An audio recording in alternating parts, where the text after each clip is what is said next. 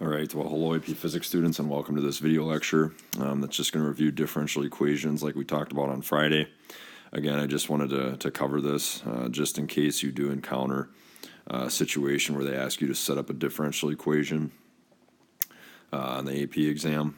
Again, it's not too hard, and typically they all stem from Newton's second law. But I just wanted to expose you to this. Haven't seen it for a while on an AP test. For quite a few years, but just wanted to get this out there for you. So this is the problem that we went through on Friday, but in this case we have an object moving with an initial velocity v naught, but we have one force acting upon it, and it's some force of drag that has a constant b, and it's dependent on the velocity of that object. So, for a multiple choice question, they could ask you, which differential equation describes this object's velocity, or just set up this differential equation.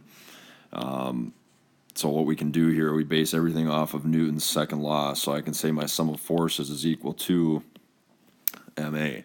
Well, the only force that's acting on this thing is negative bv, and that's equal to ma.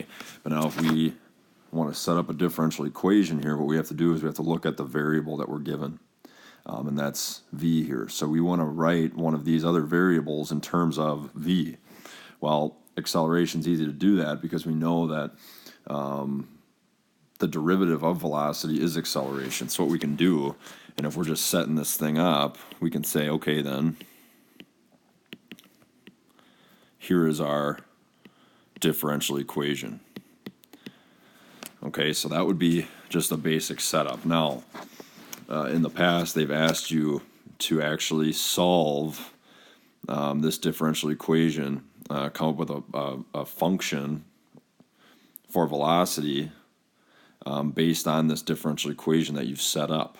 So what this means now is you have to manipulate this basic equation, this basic differential equation, to then come up with that velocity function.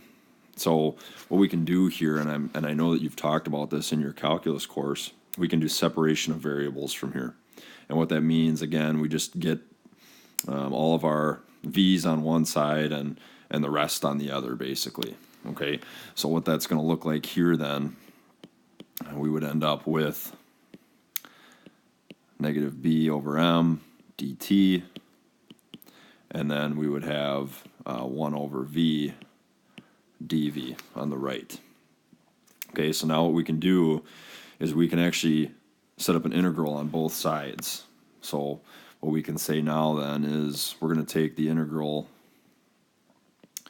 of negative b over m with respect to t, and our bounds for integration are going to be 0 to t. But then on the right, we've got to be a little bit careful for our bounds here. We're actually going to go from v naught to some new v value, okay? So we're integrating 1 over v with respect to v. Now, this integral is a little bit interesting. So the left side is pretty easy.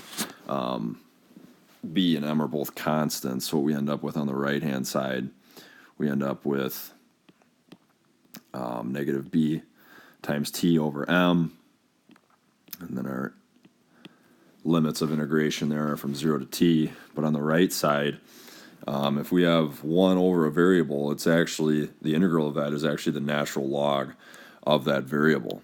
Okay, so what that's going to look like on the right then is we're going to have ln of v, and then our limits of integration there are going to be, again, v naught to v.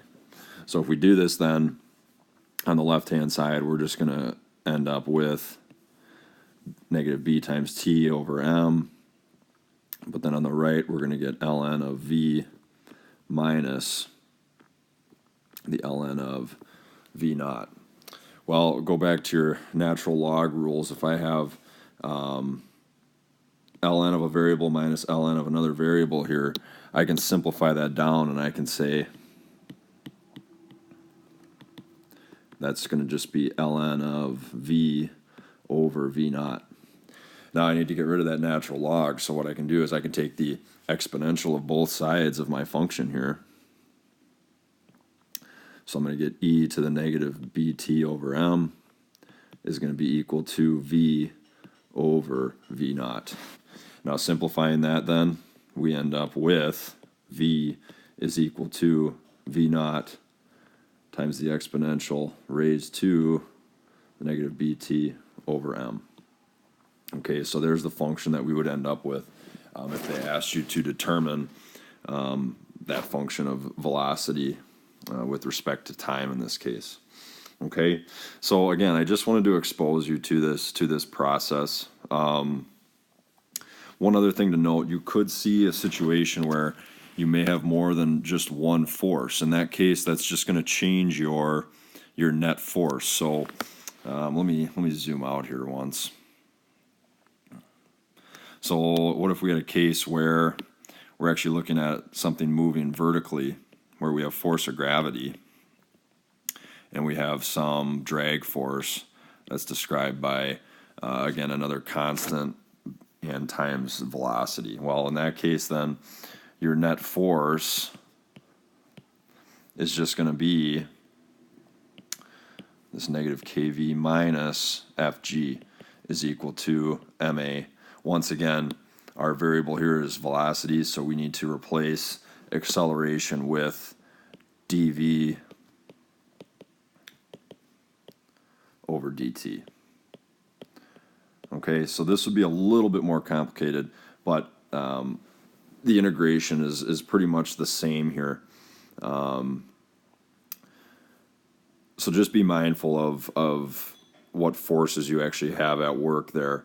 Again, this example that I went through initially is pretty straightforward because we only have this one force. But just be mindful of, if you have two forces, that changes what your net force is going to look like in your differential equation. Okay, so good luck on the AP exam. I think you're all going to do great. Just remember kind of some of the things that we talked about looking at the practice exam.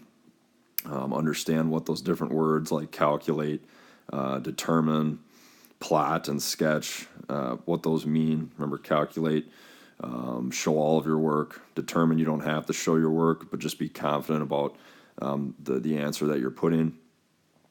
Plot, remember, you got to do the whole shebang. Okay, units, axes, labels, and make sure that your units match up with your axes labels. And then sketch, remember, you're just showing a general shape of what that graph is supposed to look like. And remember, just show your work, okay? Fish for points if you have to. Okay, remember, we kind of went through the scoring. You kind of know the breakdown of those different scores, so just be mindful of that. Use your time wisely. I think you're all going to do great.